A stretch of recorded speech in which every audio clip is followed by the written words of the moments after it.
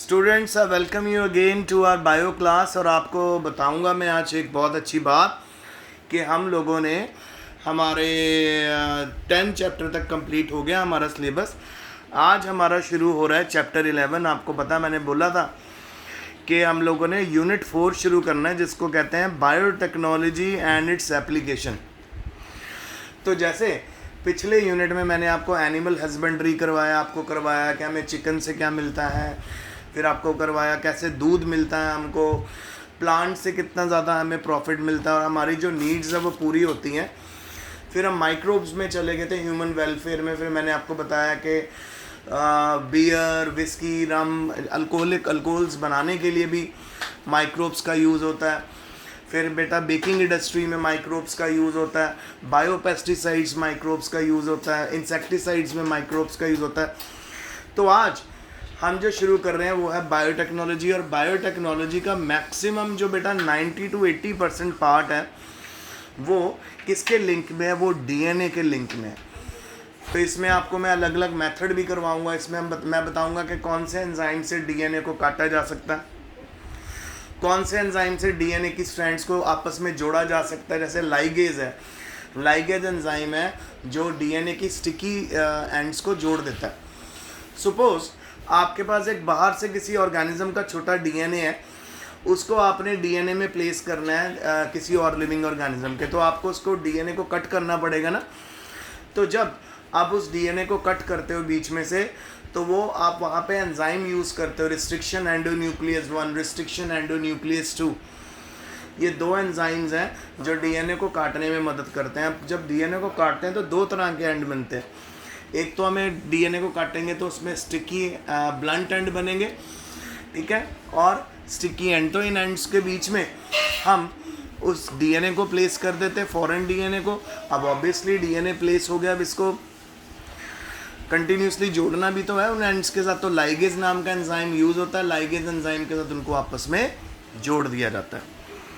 तो अब आपको क्लियरली समझ आ गया कि क्या प्रोसेस है इसके अंदर। तो पहले तो बेटा हम लोगों ने वेरी शॉर्ट आंसर शुरू करने, तो आइए स्टार्ट करें। पहला क्वेश्चन है, तो चैप्टर 11 है, चैप्टर 12 दो भागों में हमारा जो है बायोटेक्नोलॉजी खत्म होगा। पहला है प्रिंसिपल्स एंड प्रोसेसेस। बायोटेक्नोलॉजी के प्रिंसिपल्स क्या हैं और उसके प्रोसेसेस क्या। बाबा बी कॉम्प्लेक्स दो। तो पहला क्वेश्चन है, what would be the DNA size in haploid human cell. Haploid human cells में डीएनए का साइज क्या होगा। तो जी हैप्लॉइड ह्यूमन सेल में जो डीएनए का साइज है वो होता है 3.2 इंटू 10⁻⁹ बेस पेयर बीपी, ठीक है। तो ये साइज डीएनए का आपको बताया हुआ है ह्यूमन के सेल के अंदर। फिर what are palindromic nucleotide sequence. Palindromic nucleotide sequence क्या होता है, आपको पैलिंड्रोम्स पता होगा। जैसे मलयालम है, मलयालम एक वर्ड है जिसको आप आगे से पढ़ो तो भी आप मलयालम पढ़ सकते हो, पीछे से पढ़ो तो भी मलयालम पढ़ सकते हो, तो उसको पैलिंड्रोम बोलते हैं। तो यहाँ पे आप ज़रा सीक्वेंस चेक करो बेटा। आपको याद है मैंने आपको करवाया था कि जो डीएनए की जो स्ट्रैंड होती है, जब हम जेनेटिक्स कर रहे थे मॉलिक्यूलर बेसिस ऑफ इनहेरिटेंस, तो मैंने आपको बताया था कि जो डीएनए की जो स्ट्रैंड होती है वो डबल स्ट्रैंड होती है। एक स्ट्रैंड जाती है 5' to 3' डायरेक्शन में, एक स्ट्रैंड जाती है 3' to 5' डायरेक्शन में। तो देखो अब अगर आप 5' to 3' डायरेक्शन के बेस पेयर्स को पढ़ो तो क्या क्या आ रहा है, GAATTC आ रहा है, ठीक है। अब अगर आप 5' to 3' ऑपोजिट जाओगे तो पढ़ो GAATTC।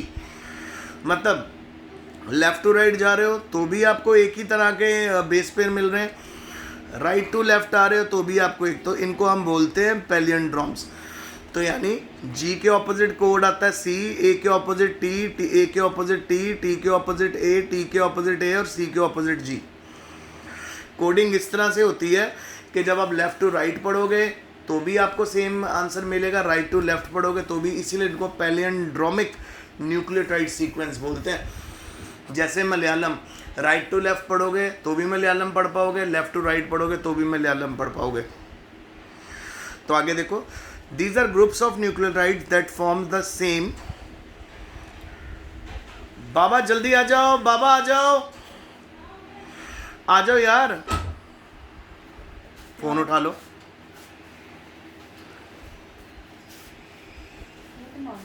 जल्दी जल्दी इस फोन पे कॉल करो। ओके, सो ये है जी, these are groups of nucleotides that forms the same word when read both forward and backward। बात कर लो, जब इनको फॉरवर्ड और बैकवर्ड आप प्लेस करते हो तो आपके पास सेम वर्ड आएगा। अच्छा, नेक्स्ट है जी, name a natural genetic engineer of plant. Plants में नेचुरल जेनेटिक इंजीनियर का नाम बताओ। तो वो है जी एग्रोबैक्टीरियम टुमीफेशियन। ये एक क्राउन गॉल बैक्टीरियम है, एक तरह का बैक्टीरियम है। इसको natural genetic engineer of plant बोलते हैं। तो ये आपको याद रखना है, यानी अगर किसी भी तरह का एरर है तो ये उसको रेक्टिफाई कर देता है। प्लांट में नाम क्या है? Agrobacterium tumefaciens. अच्छा, फिर नेक्स्ट है जी, why is gene encoding for cry protein inserted into crop plant. बेटा कहता है कि जीन होता है जो कोड करता है क्राई प्रोटीन के लिए, उसको हम अपना जेनेटिक रिकम्बिनेशन टेक्नोलॉजी से प्लांट्स के अंदर क्यों डाल देते हैं। ठीक है, देखो जी, a crop plant with gene encoding for cry crystal protein becomes resistant to the group of insects for which the concerned cry protein is toxic. तो आपको याद है, मैंने आपको एक बीटी कॉटन का एग्जाम्पल करवाया था जिसके अंदर हम बैसिलस थ्रेंजेनेसिस का जीन डाल देते हैं उस प्लांट के अंदर, कॉटन प्लांट में। तो जब भी कॉटन प्लांट जो होता है उसको इंसेक्ट बाइट करता है तो एक तो उसको कड़वा लगता है कॉटन प्लांट, और फाइनली क्या होता है, इंसेक्ट की डेथ हो जाती है, क्योंकि ये जो टॉक्सिन जो प्रोड्यूस हो रही है, ठीक है, किस जीन के करके है? क्राई जीन के करके है, क्रिस्टल प्रोटीन के करके है। इसको क्राई वर्ड क्यों दिया गया? क्योंकि ये इंसेक्ट्स को रुला देता है। रुलाने का मतलब कि उनकी डेथ कॉज कर देता है और वो इंसेक्ट उस फसल को कभी नहीं खा पाते। तो क्राई प्रोटीन वाला जीन हम क्यों प्लांट्स में डालते हैं? हम क्राई प्रोटीन वाला जीन इसलिए प्लांट्स में डालते हैं ताकि जो हमारे प्लांट हैं वो रेजिस्टेंट हो जाएं और उनके ऊपर इंसेक्ट कभी भी अटैक ना कर पाएँ और हमारी फसलों को प्रॉब्लम ना आए। नेक्स्ट फिर है बच्चों, define restriction site. Restriction sites क्या होती हैं बेटा? रिस्ट्रिक्शन साइट क्या होती है? A restriction enzyme recognises the specific base pair sequence in DNA called restriction site and cleaves the DNA with in the transfection. सुनिए, जब हम रिस्ट्रिक्शन एंजाइम डालते हैं बेटा, दो तरह के, बहुत अलग अलग तरह के रिस्ट्रिक्शन एंजाइम है। पहले तो आपको इतना पता होना चाहिए कि रिस्ट्रिक्शन एंजाइम करता क्या। रिस्ट्रिक्शन एंजाइम डीएनए को कट करता है, डीएनए को काटता है। समझ रहे हैं आप? तो रिस्ट्रिक्शन एंजाइम क्या करता है? डीएनए को कट करता है, डीएनए को काटता है बीच में से। सो रिस्ट्रिक्शन साइट वो साइट होती है जहां पर डीएनए को काटा जाएगा। और कौन सा एंजाइम है? जैसे रिस्ट्रिक्शन एंडोन्यूक्लियस 1 है, रिस्ट्रिक्शन एंडोन्यूक्लियस 2 है। ये वहीं पे उस पर्टिकुलर साइट के ऊपर जाके जो आपका एंजाइम, जो आपका डीएनए है, उसको दो भागों में काट देता है। ठीक है, ये आपको अलग अलग तरह की कटिंग देखने को मिलेगी। या तो अनइवन कट करेगा, वो अलग तरह का एंजाइम होता है, और अगर ब्लंट कट करेगा वो भी अलग तरह का एंजाइम है। तो रिस्ट्रिक्शन साइट क्या हुई? वो साइट जहाँ पर रिस्ट्रिक्शन एंजाइम जाके डीएनए को स्प्लिट कर देता है, काट देता है, उसको रिस्ट्रिक्शन साइट बोलते हैं। बेटा डीएनए को बीच में से काटोगे तभी तो उसके अंदर आप अपनी मर्जी का जीन प्लेस कर पाओगे, डीएनए सीक्वेंस प्लेस कर पाओगे। तो अगर डीएनए सीक्वेंस प्लेस करना है तो आपको पहले डीएनए को बीच में से काटना पड़ेगा, फिर एडिशन। में आपको दिखाता हूँ, आप देखें। सपोज हमारे पास एक डीएनए है, ये 5 प्राइम टू 3 प्राइम है और यहाँ पे 5 प्राइम टू 3 प्राइम ये है। सो ये पॉइंट है बेटा, ये है restriction site.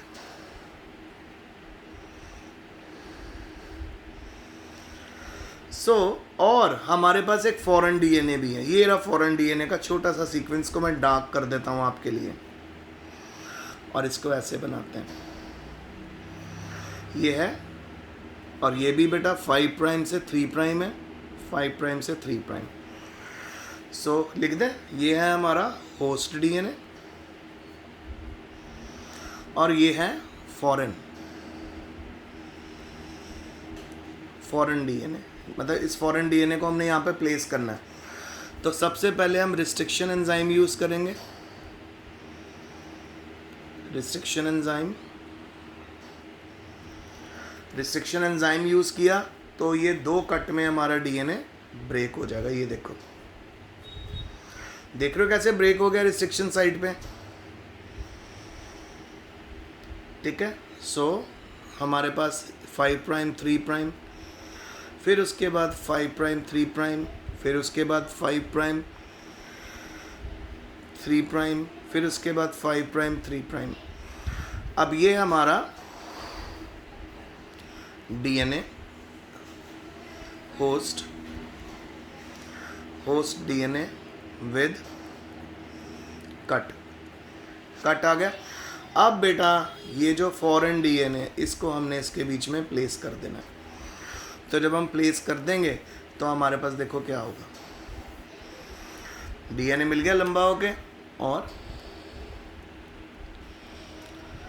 5 prime 3 prime 3 prime 5 prime, और जो हमने डाला है इसके अंदर उसको हम थोड़ा डार्क लाइन से शो कर देते हैं। तो ये बीच में है फॉरेन डीएनए, वो डीएनए जिसमें फॉरेन डीएनए भी इंसर्ट हो गया, तो इसको बोलते हैं रिकम्बिनेंट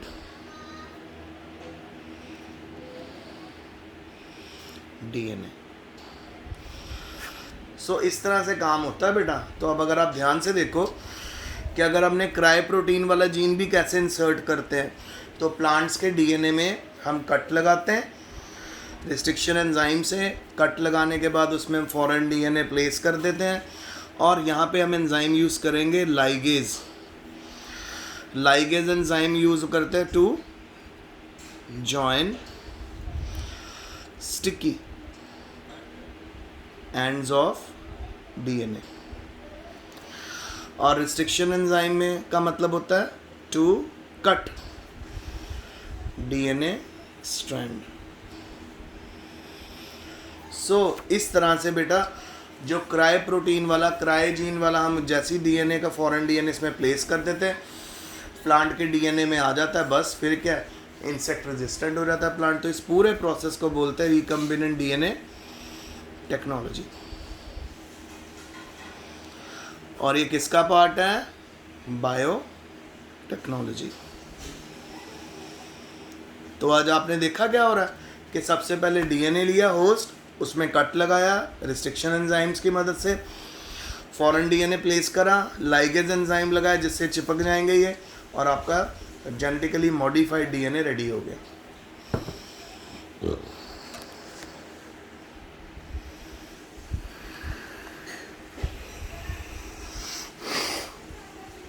फिर है बेटा ट्रांसफेक्शन क्या होता है? In transfection DNA is mixed with charge substance like calcium phosphate, cationic liposomes or DEAE dextron and overlaid on recipient host cell. This result in uptake of foreign DNA by host cell. Simple, आपके लिए easy कर देता हूँ कि transfection वो method होता है जिस मेथड की मदद से हम फॉरेन डीएनए के अंदर फॉरेन डीएनए को उस डीएनए में डाल देते हैं। और मैं आपको ये पेज भेजूँगा, इसको आप कॉपी में ज़रूर बनाना क्योंकि ये रिकम्बिनेंट डीएनए टेक्नोलॉजी आपको इसमें समझ आ जाएगा। फिर है एक्सपेंड RFLP, ये है जी रिस्ट्रिक्शन फ्रेगमेंट लेंथ पॉलीमॉर्फिज्म। फिर YAC वेक्टर क्या होता है? YAC वेक्टर होता है ईस्ट आर्टिफिशियल क्रोमोसोम, ठीक है। These are used as vector to clone DNA fragments of more than 1 MB in size. So DNA की क्लोनिंग, डीएनए की कॉपीज बनाने के लिए हम YAC वेक्टर्स का इस्तेमाल करते हैं, ठीक है। वेक्टर क्या होता है बेटा? एक तरह का एजेंट, ठीक है। नेक्स्ट सिंपल, अगर आप लुधियाना से आपको दिल्ली जाना है, दिल्ली से आपको लुधियाना जाना, आप ट्रेन के थ्रू जाओगे ना, तो ट्रेन एक तरह का वेक्टर है। तो इसी तरह वेक्टर है जो मदद करता है जेनेटिक इन्फॉर्मेशन को ट्रांसफ़र करने में from one cell to another. फिर प्लाज्मिड डीएनए और क्रोमोसोमल डीएनए में डिफरेंस। प्लाज्मिड डीएनए होता है जी नेकेड डबल स्ट्रैंडेड डीएनए होता है जिसके ऊपर कवरिंग नहीं होती और ये सर्कल की फॉर्म में होता है और इसमें फ्री एंड्स नहीं होते इसके साथ कुछ प्रोटीन्स प्रेजेंट होती हैं, पर ये आरएनए पॉलीमरेज एंजाइम भी कंटेन करता है। They are smaller than host chromosomes and can be easily separated.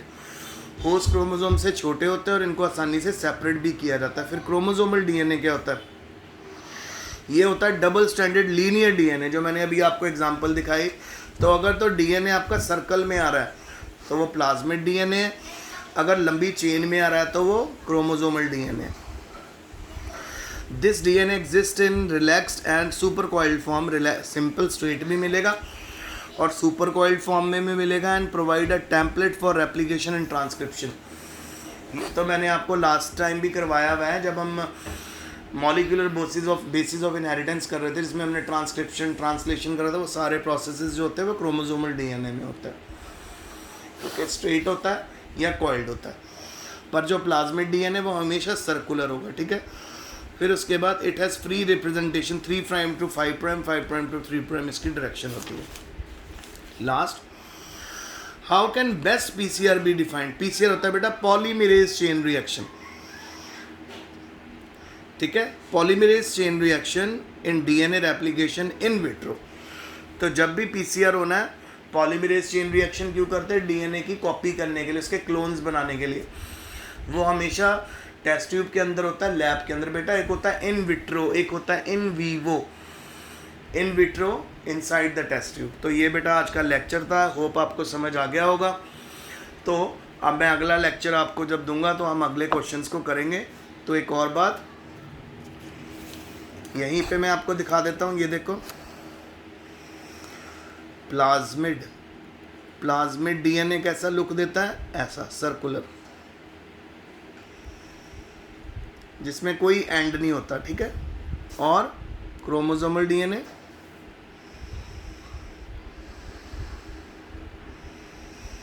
इसमें स्ट्रेट आपको डीएनए मिलेगा ऐसे। तो जी क्लियर हो गया लेक्चर? तो ये आज का लेक्चर है, इसको अच्छे से सुन लेना, समझ लेना, वीडियो देख लेना। कोई भी क्वेश्चन पूछना पूछ लेना। Stay home, stay safe, best of luck. So अब मैं क्लास बंद कर रहा हूँ। बहुत मेहनत से पढ़ो बेटा, स्टडी हार्ड।